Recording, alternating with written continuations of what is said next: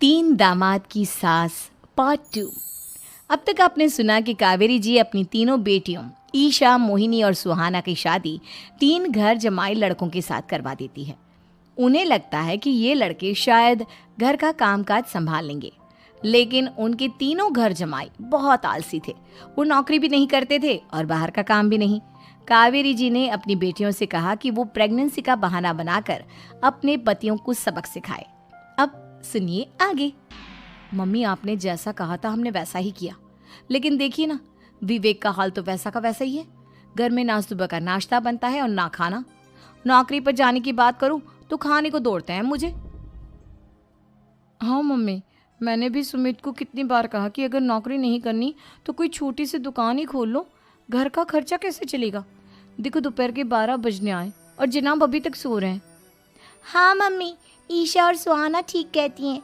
अविनाश का भी यही हाल है। जब मैंने अपनी प्रेगनेंसी के बारे में कहा तो मुझसे कहने लगा, अरे दूसरी लड़कियां तो 9-9 महीने तक नौकरी करती है, बस डिलीवरी के टाइम छुट्टी लेती है। मोहिनी, तुम भी नौकरी करो। अब मुझे कहाँ नौकरी मिलेगी। मम्मी बताओ अब मैं क्या करूँ। हे भगवान, क्या सोचकर घर जमाई दामाद लाई थी मैं कि मेरी बेटियां मेरे पास रहेंगी और खुश रहेंगी, लेकिन इन आलसी दामादों ने तो हमारी जिंदगी को भी प्रॉब्लम में डाल दिया है। मैं तो कहती हूँ मम्मी, हम लोग वापस अपनी जॉब पर जाना शुरू कर देते हैं। बता देते हैं इन लोगों को कि हमने प्रेगनेंसी का बहाना किया है। नहीं नहीं बेटा, ऐसी गलती भी मत करना। अगर तुमने ऐसा किया तो इन तीनों की आदत और ख़राब हो जाएगी। अरे आज नहीं तो कल कभी तो तुम प्रेग्नेंट होगी, तब वापस यही प्रॉब्लम आएगी। तब क्या करोगी तुम तीनों। हाँ मम्मी, आपकी बात तो बिल्कुल सही है। इन लोगों को तो सुधारना ही पड़ेगा। लेकिन कैसे? अपने बच्चों के आने की खबर सुनकर भी इन लोगों पर कोई असर नहीं हो रहा। पैसे कमाने के लिए घर से बाहर निकलना ही नहीं चाहते ये तीनों। अब मेरे दिमाग में एक प्लान आया है। तुम तीनों चिंता मत करो, उन तीनों को बुलाओ, फिर मैं बात करती हूँ। थोड़ी देर बाद कावेरी जी अपने तीनों दामादों को सामने बुलाकर अपनी बात कहना शुरू करती हैं।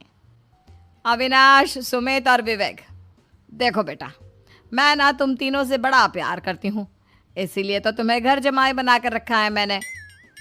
अरे मम्मी जी, सीधे सीधे कहिए ना, क्या बात है। प्यार तो हम भी आपको बहुत करते हैं। अरे मम्मी जी, आपकी इज्जत भी बहुत करते हैं। अरे भाई, आपके जैसी सास और कमाने वाली बीवी सबको मिलती है क्या? हाँ मम्मी, विवेक और सुमित ठीक कह रहे हैं। आपकी बेटी से शादी करके मेरी तो ज़िंदगी ही अच्छी हो गई है। जानती हूँ मैं, और ये भी जानती हूँ कि तुम तीनों अपने अपनी बीवियों से बहुत प्यार करते हो। बेटा, बात ऐसी है कि हमारे कुल गुरु ने कहा है कि प्रेग्नेंट होने के बाद मेरी तीनों बेटियाँ शुरू के 4 महीने हमारे गांव में जाकर रहेगी, जहाँ मेरे चाचा जी रहते हैं। अरे लेकिन क्यों मम्मी, गांव में जाकर रहने की क्या ज़रूरत है इन तीनों को। वो क्या है ना बेटा, हमारे परिवार को एक श्राप है। अगर मेरी बेटियों ने यहाँ पर बच्चा पैदा करने की कोशिश की तो उनके बच्चों को कुछ भी हो सकता है। इसलिए अब से लेकर 4 महीने पूरे होने तक इन्हें गांव वाले घर में रहना पड़ेगा। हाँ तो इसमें प्रॉब्लम क्या है मम्मी जी? हम भी वहाँ जाकर रहेंगे, पिकनिक मनाएंगे। अरे भाई, बीवी जहाँ हम भी वहाँ। हाँ यार, आइडिया तो बहुत अच्छा है। शहर की ज़िंदगी में रह रहकर परेशान हो चुके हैं, अब कुछ दिन गांव में बिताएंगे।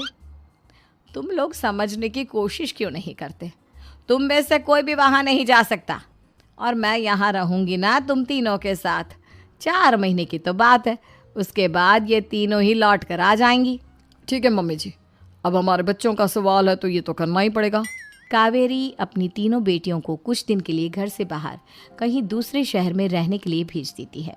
कुछ दिनों के बाद, अरे मम्मी जी, बहुत दिन से पिज्ज़ा नहीं खाया, मंगवाइए ना।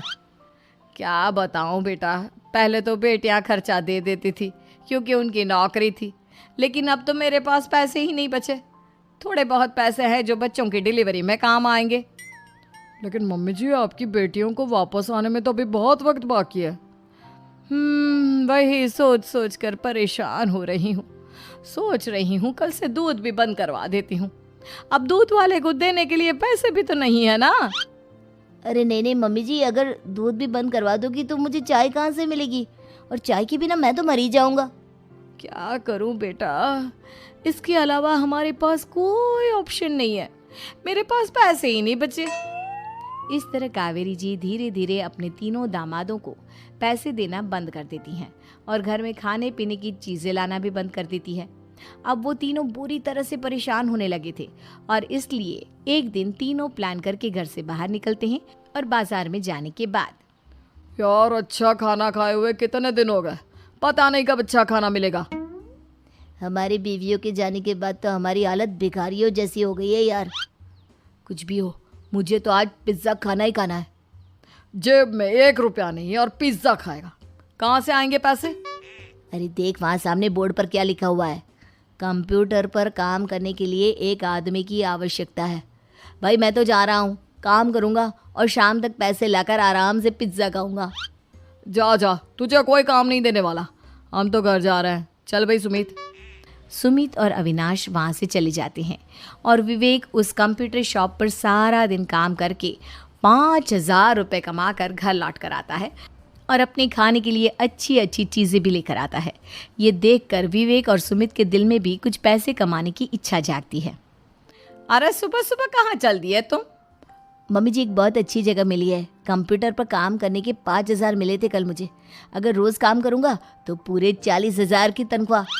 अरे वाह, ये तो बहुत अच्छी बात है दामाद जी, आपको जाना ही चाहिए। सुमित और अविनाश विवेक को इस तरह तरक्की करते देखकर परेशान हो जाते हैं और वो दोनों भी काम की तलाश में निकल पड़ते हैं। धीरे धीरे उन दोनों को भी काम मिल जाता है। अब कावेरी के तीनों दामाद छोटी मोटी नौकरी करके अच्छा पैसा कमाने लगे थे। एक दिन कावेरी उन्हें अपने पास बुलाती हैं। अरे वाह, विवेक 40,000 कमा लेता है, अविनाश 60,000 और सुमित तुम भी 40,000 के आसपास कमा ही लेते हो। कुल मिलाकर तुम अच्छे खासे पैसे कमा रहे हो बेटा। हाँ मम्मी जी, बहुत मज़ा आता है जब महीने के एंड में मोटी रकम हाथ में आती है। पूछिए मत मम्मी जी, घर में रहकर रोटी बना बना कर और तो जैसा महसूस होने लगा था मुझे तो। हाँ बेटा, तुम तीनों की बात तो बिल्कुल ठीक है और जानते हो अब तुम तीनों की पत्नियां भी वापस लौट कर आने वाली है। लेकिन मम्मी जी अभी तो उन्हें गए सिर्फ 2 महीने हुए हैं, आपने तो कहा था वो 4 महीने के बाद लौट कर आएंगी। ऐसा कुछ नहीं है बेटा, मैं सिर्फ तुम तीनों को सबक सिखाना चाहती थी कि आदमी घर में बैठकर बीवी की कमाई खाता हुआ अच्छा नहीं लगता। इस दुनिया में हर इंसान को मेहनत करनी चाहिए, काम करना चाहिए, चाहे वो औरत हो या आदमी, ताकि अपने परिवार को संभाल सके। कावेरी की बात सुनकर उन तीनों को अपनी गलती का एहसास होता है और कावेरी उन्हें